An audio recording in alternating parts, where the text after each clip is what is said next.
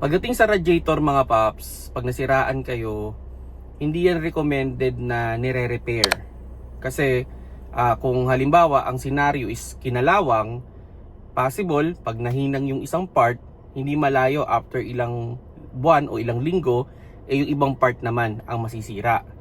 Or hindi rin recommended na ipamodified natin na yung iba, pinatitibayan yung ibabaw na dating plastic, ginagawang aluminum na or copper. Hindi rin recommended kung medyo kaya naman ng budget na bumili tayo ng replacement. Kasi iba talaga yung tibay nung original na radiator. Hello mga paps, I'm Kuya Shane at may na-receive tayong question na related sa radiator.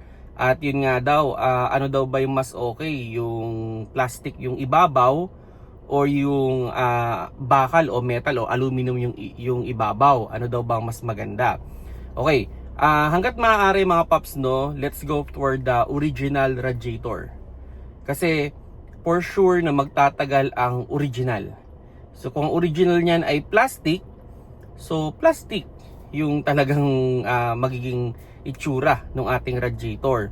Pero kung aluminum yan, di aluminum. Pero kasi ganito, bigyan ko lang kayo ng idea, no? Bakit nga ba ginagawang plastic yan? 'Di ba? On the idea, dapat pwede namang copper na lang lahat o aluminum na lang lahat para matibay talaga, no? Meron din kasing safety precaution yan. Okay? Na ang idea, halimbawa, nag-high pressure, instead na tumama sa makina, dito sa radiator na lang tatama yung high pressure. Kumbaga, yung radiator na lang yung masisira kesa naman yung makina. So kaya sabihin na natin may mga pagkakataon na may mga parts na yun na yung nagiging weak spot. Kasi yung weak spot na yun, mas madali namang palitan compare dun sa mismong makina. So ganun yung pinaka idea mga paps, no, kung bakit nagkakaroon ng mga plastic. Or meron nga yan napanood ko before, yung engine, pag ino-overtune siya o mino-modified, ang unang nasisira is yung head gasket.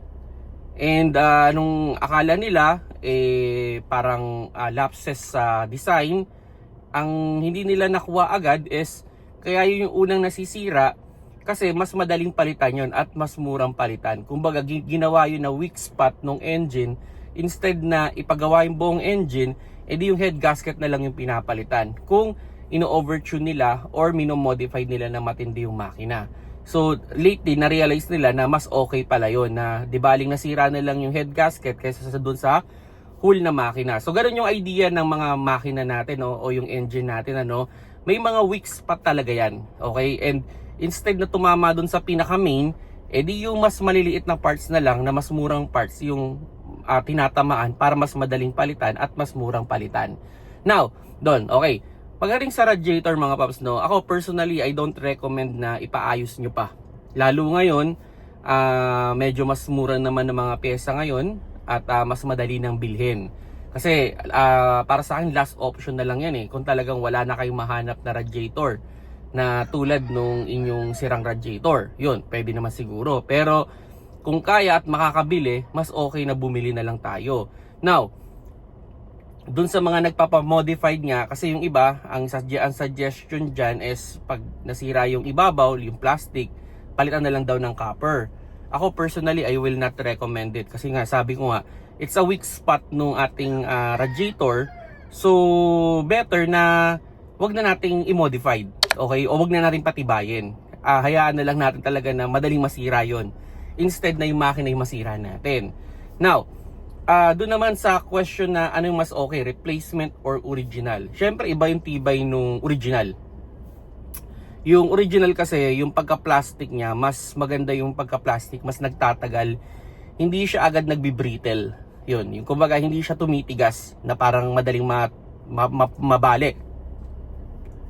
Yung kasi yung disadvantage naman ng mga replacement, hindi talaga nila makuha yung tamang formula ng plastic, no, na magtatagal. On my estimate ito yung original na radiator, pwedeng magtagal yan ng mga 150,000 kilometers or more pa. Okay? 100,000 to 150,000 kayang-kaya niya ng mga original na radiator. Now, yung mga replacement naman, usually mga 80,000 kilometers, hindi umaabot ng 100,000. And isa yun sa mga posibleng nasisira is yung plastic nga. So yung plastic, nagbi-brittle siya, nagka-crack, so doon nagkakaroon ng tagas. Kasi sa akin ganyan yan yung na-experience ko before doon sa aking kotse. Nagpalit ako ng radiator kasi nga yun nga, eventually nasira na nga, nagkaroon na ng tagas, so hindi ko na pina-repair. So bumili ako ng replacement kasi ang problema ganito naman, ang layo ng difference ng presyo. Sabihin na natin yung presyo ng original is nasa 22,000, yung replacement nasa around mga 2.5 lang. So almost 10% difference. And 150,000 versus 80,000, dito na lang ako sa 80,000 kilometers, no, na kayang takbuhin. Pero almost 10% yung or sabihin na nating halos 10%, no? Tama ba? 22,000 tapos 2.5. So parang ganun yung difference ng presyo. So doon na lang ako sa 80,000, di ba? At least papalitan ko na lang. Yan. Yun, hindi ko na ipa-repair kasi nga ang isang issue sa repair is lilinisan daw, ire-regasket. Minsan kasi ang nagiging problema yung plastic din talaga. So magbi-brittle talaga siya through time. And yun, para magtagal yung inyong radiator, gumamit kayo ng coolant. Yun talaga yung pinaka bottom line niyan, coolant talaga. And replace your coolant at least around mga 40 to 80,000 kilometers para hindi na mag-accumulate ng kalawang yung inyong loob, no? Kasi ang diyan, naging problema diyan, minsan nagbabara. Yan, lalo na pag tubig gripo yung ginagamit ninyo, mga ngalawang yan, then eventually kakainin, magkakaroon ng tagas. So yun yung medyo downside, no, ng paggamit ng tubig. Instead, yung coolant kasi meron talaga siyang corrosion resistance, no, na hindi nangangalawang yung ating loob ng ating radiator. And pag nangalawang yan, magkakaroon ng bara, then eventually hindi magiging efficient yung cooling nung inyong sasakyan. Pero dun sa question na kung ano yung mas okay, para sa akin kahit plastic yan, basta original, okay. Now, doon ka na magde-decide kung original ba o replacement. Yan na. So, nasa sayo na yan, i-balance mo kasi baka naman mura naman yung original, original na syempre. Kung 2 times lang naman yung presyo, why not to the original? Pero kung kagaya nga nung naging example ko, halos 10 times yung presyo, mag-isip ka kung anong mas okay sa'yo. Pero yun nga, ito kasi yung problema rin, no? Isang problema rin.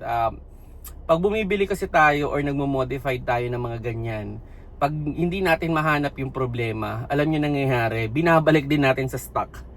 So ang ending, nadodoble yung gastos. Kaya nga ang suggestion ko sa inyo, no? Pag nasisiraan kayo ng mga pyesa, laging original yung ilagay ninyo. Para ang ending, pag meron pang another na problema yung sasakyan, hindi nyo nababalikan yung pinalitan ninyong original. Yan yung isang lesson na natutunan ko rin, Kasi halimbawa, nagpalit ka na ng radiator, tumataas pa rin yung temperature, replacement yung nilagay mo. Syempre paghihinalaan mo yun, 'di ba? Kasi baka replacement kaya tuloy-tuloy pa rin yung pag-overheat.